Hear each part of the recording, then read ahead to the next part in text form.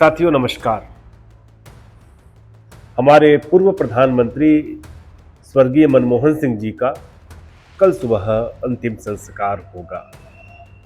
कल रात को जब एम्स से उनकी मृत्यु की खबर आई, पूरे देश में शोक की लहर चारों तरफ फैल गई और उसके बाद से लेकर अब तक लगातार जो स्मृतियों का ताना बाना है, लोग आपस में एक दूसरे से बांट रहे हैं। कहा जाता है कि दुख बांटने से घटता है और यकीनन जितनी कहानियां उनके बारे में सुन रहे हैं हम लोग, उससे दुख कम हो रहा है। जब मनमोहन सिंह के कार्यकाल की चर्चा होती है, उनके विजन की चर्चा होती है, जब हम यह जानने देखने की कोशिश करते हैं कि मनमोहन सिंह ने हिंदुस्तान को कैसे बदला, हिंदुस्तान का चेहरा कैसे बदला, ये जो नव आधुनिक हिंदुस्तान है उसका निर्माण कैसे किया, तो हमें उनकी 2-3 योजनाओं का जिक्र करना जरूरी हो जाता है, जिनमें खास तौर से हम मनरेगा का जिक्र करना चाहेंगे, हम जिक्र करना चाहेंगे फॉरेस्ट राइट एक्ट का, और जिस तरह से जो सूचना का अधिकार कानून था, वह भी, उसके पीछे भी मनमोहन सिंह जी की ही सोच थी। सबसे पहले हम चर्चा मनरेगा की करते हैं। एक ऐसी योजना, दुनिया की एकमात्र ऐसी रोजगार की योजना जो गारंटी देती है। ध्यान से देखिए, सुनिए, महात्मा गांधी राष्ट्रीय ग्रामीण रोजगार गारंटी योजना 2006 में जब लागू हुई थी, उस समय रघुवंश प्रसाद सिंह जी जो राष्ट्रीय जनता दल के बड़े नेता, केंद्रीय मंत्री थे, वो ग्रामीण, उस वक्त रूरल मिनिस्टर थे, ग्रामीण मामलों के मंत्री केंद्र में। उन्होंने और मनमोहन सिंह जी ने मिलकर के एक ऐसा सपना साकार किया जो जिसके बारे में सोच नहीं सकता, मतलब दुनिया के किसी भी देश ने कल्पना नहीं की होगी। इसमें 100 दिन का रोजगार हिंदुस्तान के हर व्यक्ति को मिलेगा ही मिलेगा, और अगर 100 दिन का रोजगार साल में नहीं मिला तो ये गारंटी देती है कि नहीं मिला तो हम आपको अनएम्प्लॉयमेंट भत्ता देंगे, आपको बेरोजगारी भत्ता देंगे। 2006 में जब ये योजना लागू हुई तो लोग तमाम मजाक उड़ाते थे कि अरे इससे तो ये फेल हो जाएगी, कैसे देंगे, ये तो बेवजह पैसा बांटना है। लेकिन मैंने जमीन पे उतर के देखा, बतौर जर्नलिस्ट मैंने देखा कि 2006 के बाद से 2008 में तो खैर पूरी तरह से एकदम इसका इम्प्लीमेंटेशन हो गया। ग्रामीण क्षेत्रों के विकास में, ग्रामीण क्षेत्रों की सड़कें हों, ग्रामीण क्षेत्रों के तालाब हों, ग्रामीण क्षेत्रों में छोटे छोटे जो काम हुए, कुएं बने, इतना काम हुआ मनरेगा के द्वारा। यह योजना मदद करती है कि 5 किलो, जहां पे आप रहते हैं उसके 5 किलोमीटर के रेंज में आपको काम मिलेगा, और दिया गया। इतनी गंभीरता के साथ कोई काम हो, मैंने पहली बार देखी यह सरकारी योजना की मनरेगा, और बहुत ट्रांसपेरेंट, पूरी योजना बहुत ट्रांसपेरेंट। महिलाओं को कहा गया कि महिलाओं को 33% जो टोटल रोजगार दिया जाएगा, 33% महिलाओं को दिया जाएगा। अगर आप चाहें तो इसको 50% तक बढ़ा सकते हैं, और 50% तक बढ़ाया गया। ऐसा नहीं है कि खाली बात, 50% तक भी बढ़ाया गया कई इलाकों में, और ग्रामीण क्षेत्रों में विकास का रास्ता खोल दिया। गांवों का जो डेवलपमेंट था, देखिए सबसे बड़ी चीज हिंदुस्तान में हम लोगों के साथ दुखद क्या है, मैं तो खुद अप्रवासी हूं तो मैं जानता हूं अपने घर द्वार को छोड़ने का जो दर्द होता है। मनमोहन सिंह ने इस दर्द को समझा। जब आपको अपने घर में रोजगार मिल रहा है तो आप बाहर थोड़ी ना जाओगे। मुझे आश्चर्य होता है कि पार्लियामेंट में इस देश के मौजूदा प्रधानमंत्री मोदी जी ने इसका बहुत मजाक उड़ाया, इसे विफलताओं का स्मारक कहा। देखिए क्या कह रहे हैं, सुनिए। अभी बंद मत करो,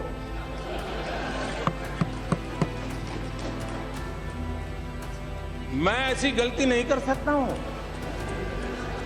क्योंकि क्योंकि मनरेगा आपकी विफलताओं का जीता जागता स्मारक है। आजादी के 60 साल के बाद आपको लोगों को गड्ढे खोदने के लिए भेजना पड़ा। ये आपकी विफलताओं का स्मारक है और मैं गाजे बाजे के साथ इस स्मारक का ढोल पीट। अफसोस ये कि प्रधानमंत्री ने मजाक उड़ाया, लेकिन कोविड में इसने इस सरकार को, जिस सरकार के कार्यकाल में ऑक्सीजन से न जाने कितनी मौतें हुई, आंकड़े देख करके जी घबराता है, उस दौर में हर महीने 2 करोड़ लोगों को रोजगार देने का काम मनरेगा ने किया।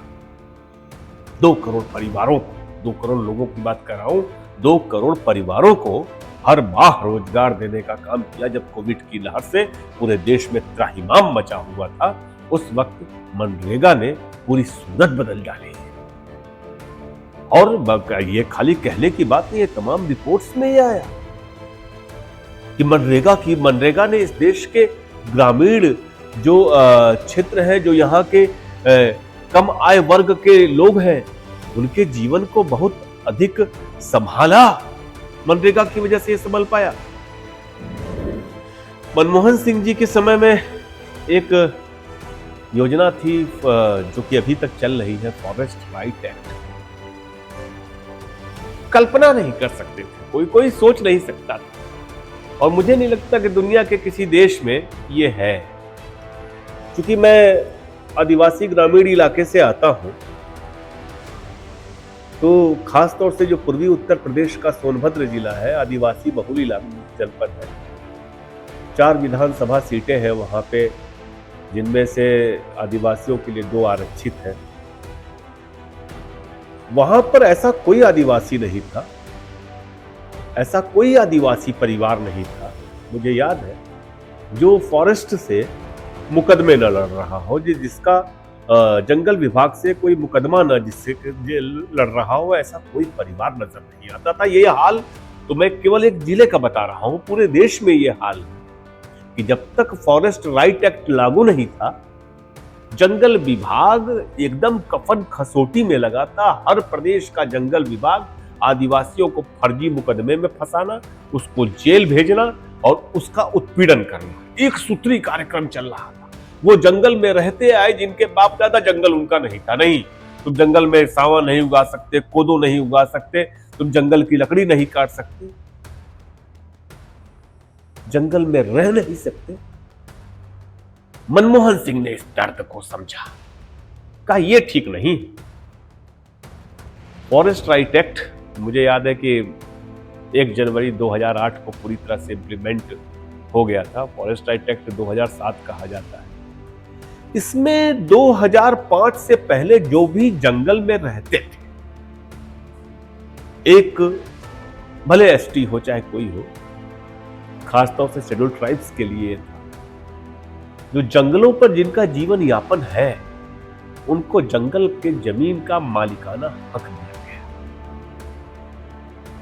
अब तक जब से ये इंप्लीमेंट हुआ, आप संख्या देखिए, लगभग 23 लाख पट्टे दिए गए, 22 लाख इंडिविजुअल और 1 लाख के करीब सामूहिक पट्टे, और 1 करोड़ 80 लाख एकड़ जमीन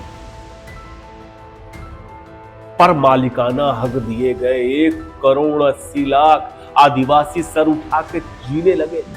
अंग्रेजों के समय से जो उत्पीड़न हो रहा था, उस उत्पीड़न को रोकने का काम मनमोहन सिंह ने किया, जो कि आज कोई सरकार नहीं कर सकती।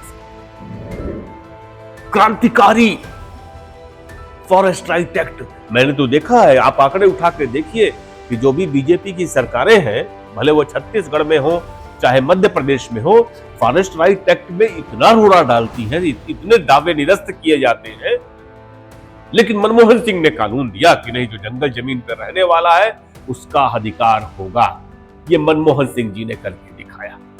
आप एक तीसरी बात जो मुझे याद आता है मनमोहन सिंह का कार्यकाल, वो सूचना का अधिकार अधिनियम 2005। माने दुनिया में विश्व के किसी भी देश में ऐसी सरकार नहीं हो सकती जो कहे कि नहीं पब्लिक मॉनिटरिंग करेगी और हम उस मॉनिटरिंग का सामना करेंगे। मनमोहन सिंह जी ने लागू कर दिया कि सूचना का अधिकार अधिनियम 2005 लागू होगा। किसी भी सरकारी विभाग से, सार्वजनिक विभाग से आप सवाल करिए, उसको मजबूरी है कि जवाब देना होगा, नहीं देगा तो लोक सेवक के विरुद्ध उस विभाग के अध्यक्ष के खिलाफ कार्रवाई की जाएगी। मैंने कल्पना नहीं थी इसकी। इस एक्ट को लागू करने का जो मुख्य कारण था वो ये था कि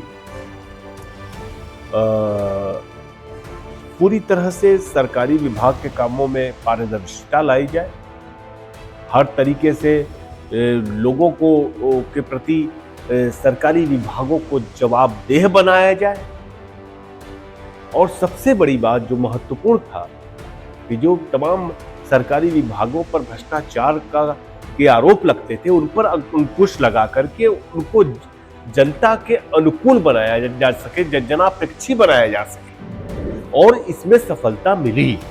माने आरटीआई का जो एक्ट है आज भी सरकारी विभाग इससे घबराते हैं, डरते हैं।